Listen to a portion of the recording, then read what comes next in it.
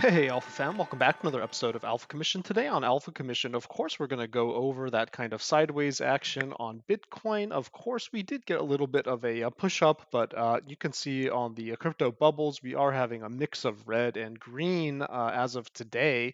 And we do see the same thing on the stock market. Part of that is because of the US retail sales news, where essentially we had almost double the expectation of the decrease in retail sales. And last measurement was 0.2%. The expected was 0.5% negative, and of course we got 1% negative.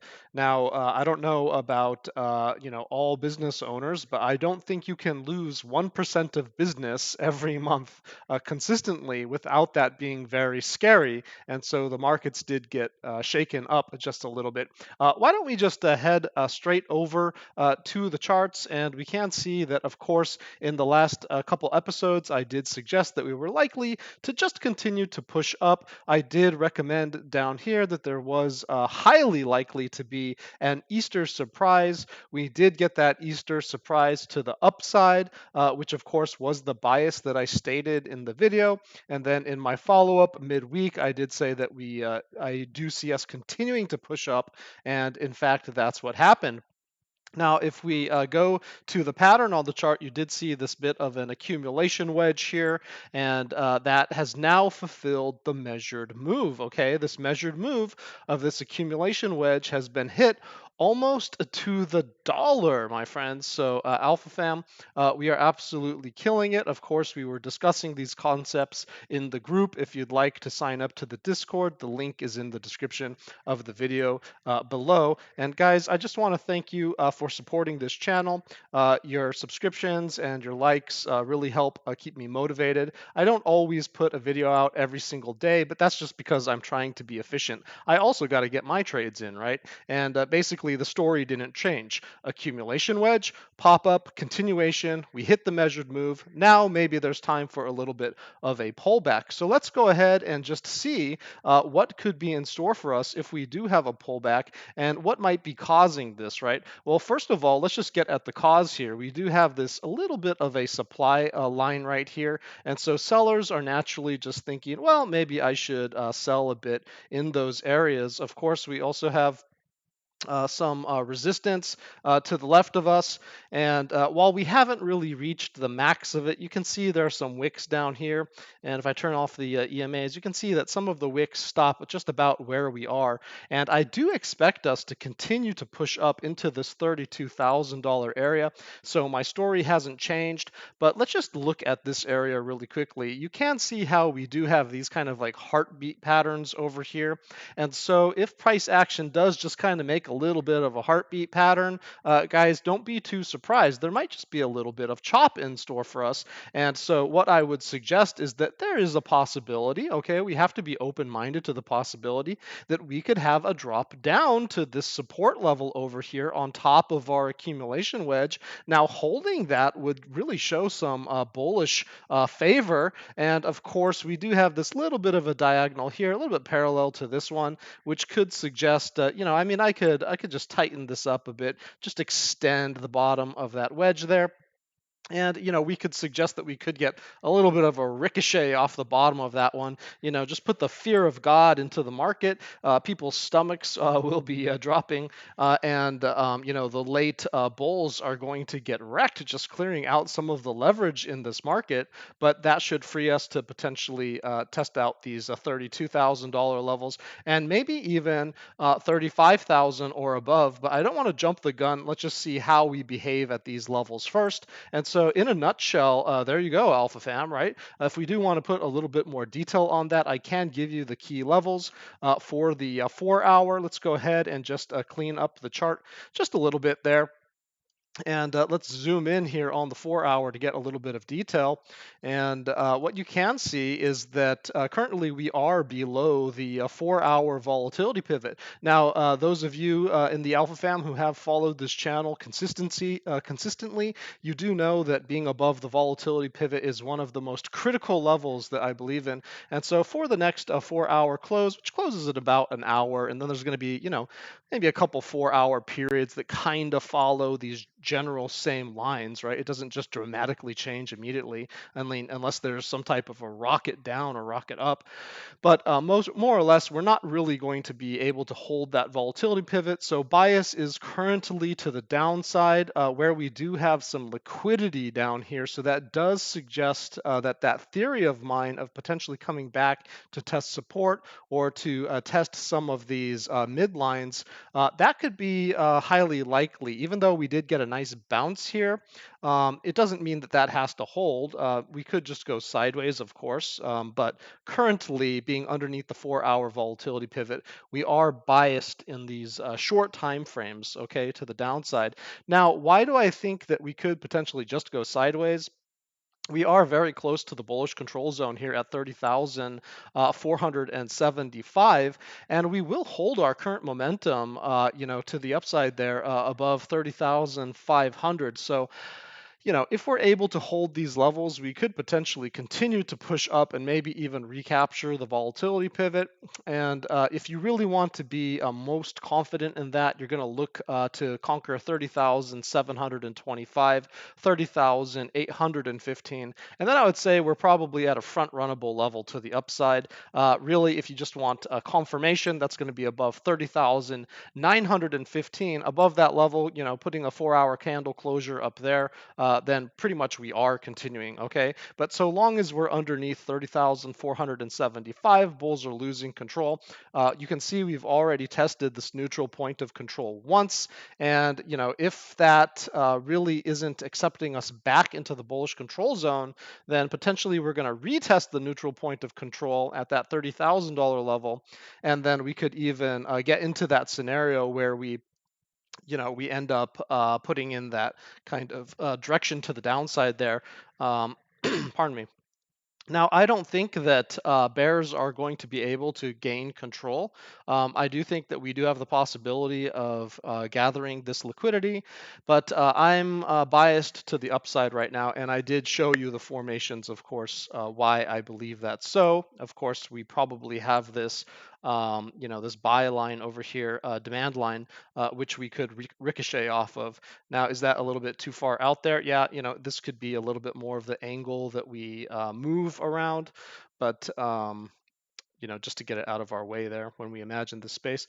Guys, I think that's it for the 4-hour. Bears don't really gain control unless we break this demand line somewhere around 29,200. Okay, that's why I lined this one up over here, because that's the technical level on the RSI.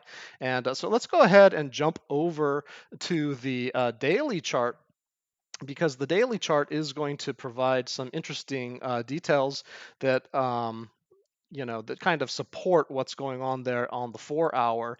And if we do look at the daily, you can see that we are underneath the daily volatility pivot as well. So the daily volatility pivot is up here at 30,535, and we're all just assuming around in the alpha momentum pool. We've kind of lost our hold momentum, and we're still in general continuation. So you can see that we do have that chance to just go sideways and then back up, right? If we are able to hold above 30,245.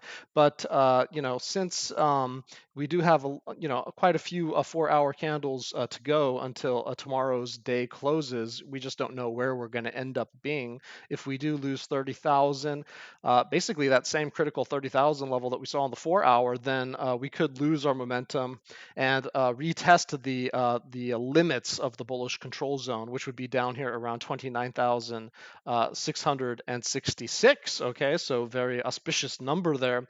And if we did just get a fake out to the downside to grab maybe half of this liquidity candle here, right, this naked candle, then we would fill a bit of that imbalance, and we could potentially go. Now, for the neutral point of control, that's somewhere around 28,000. I'd really probably set a limit here around 29,000, but we're not really losing anything or getting any bearishness unless we're under 28,000. So again, I am mostly biased to the upside. The only thing that would concern me is if we do hold this area, we are going to be putting in a little bit of a rising wedge kind of look.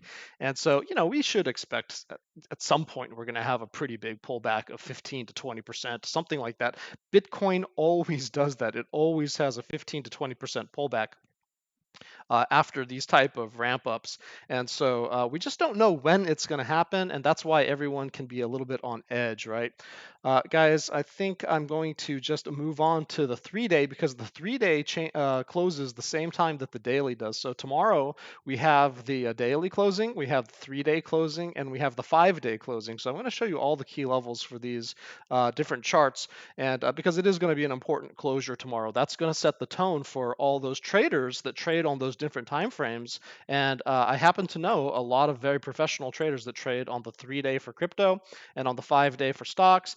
And so, those are important charts to them. Guys, we can see that we are well above the volatility pivot for the 3-day, as long as we hang out above 29,800. So again, if we just want to fake out to the downside and hold that kind of sideways action, then maybe the 3-day closure could give us a clue to that, because if we are holding above the volatility pivot, it would suggest that the 3-day wants to continue to pump up. Okay, so the 3-day would be showing us a 29,800, and it's not uncommon to test the volatility pivot, guys. Okay, I know this is my unique way of trading. You're probably not seeing this on any other channel, but if you go back in history and put the lines that I've shown you on your charts, okay, these are not support and resistance lines.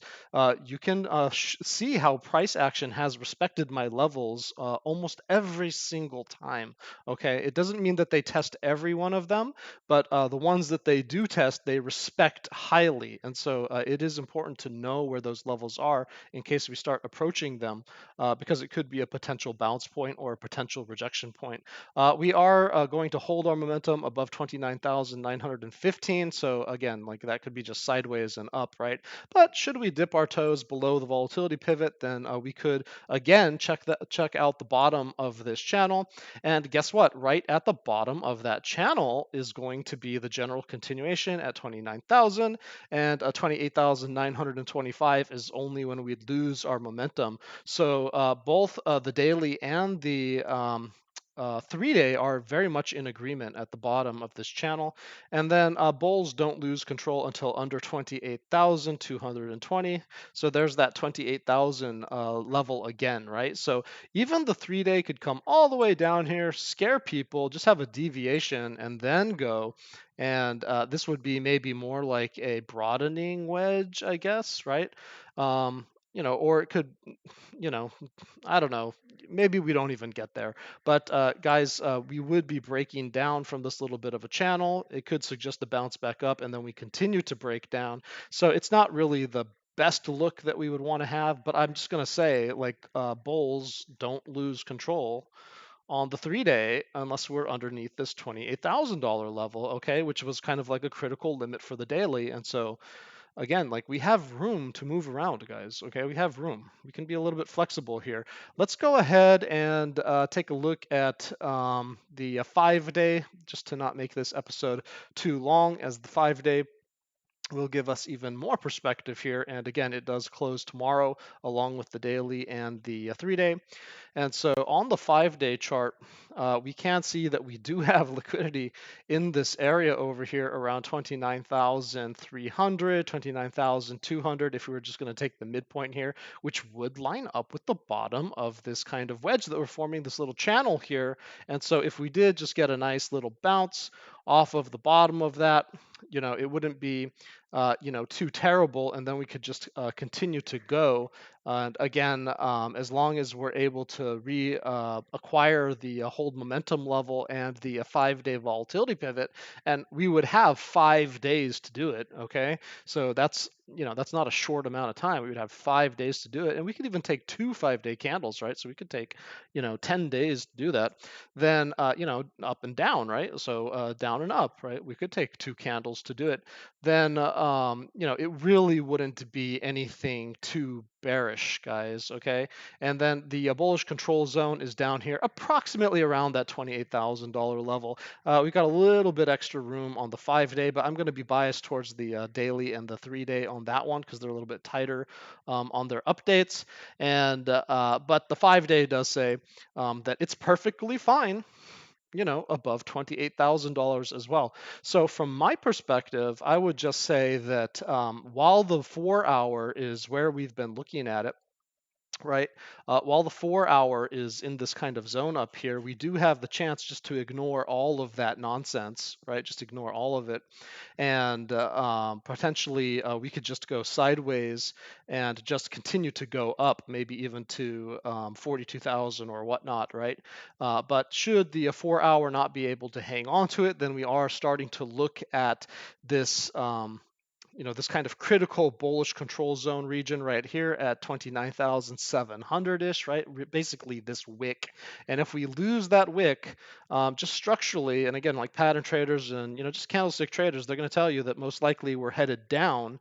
And where would we be headed to? Of course, this demand line here.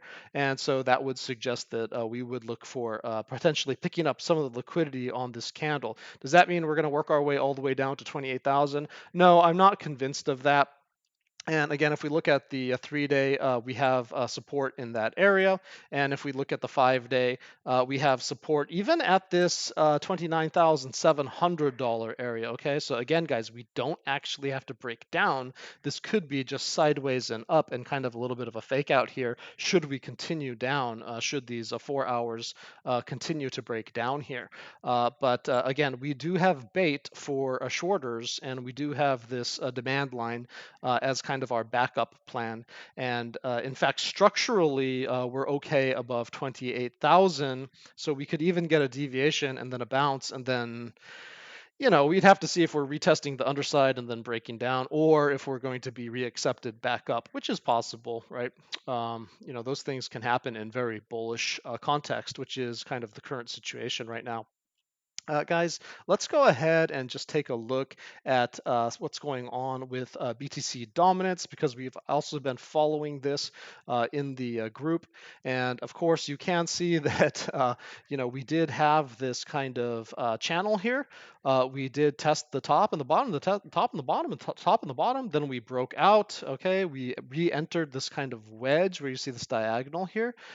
We deviated out of the top of the wedge, broke back in, and now look at this price action, right? Interacting with the rectangle and the wedge, and so we are potentially going to continue to break down, and this could be good for your altcoins. Okay, that's why I mentioned that. So take a look at BTC Dominance. It's BTC.D.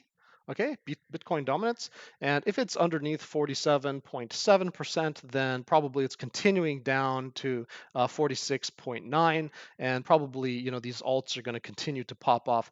If it starts to get above 47 point, let's just say 47.9, then probably it's re-entering this wedge. This was just some weird screwy thing, and it could pop up or down later. Okay, we just don't know. Okay, but it might be just doing something new, or putting in a new channel up here, something like that. Okay, but just pay attention to this, because your alts probably have been popping off a bit as this thing has been coming down, and they probably suffered a lot while it was popping up here. Okay, guys, let's also take a look at let's see, what would be a good one for today? I think we can take a look at the dollar, just to see how the dollar is doing.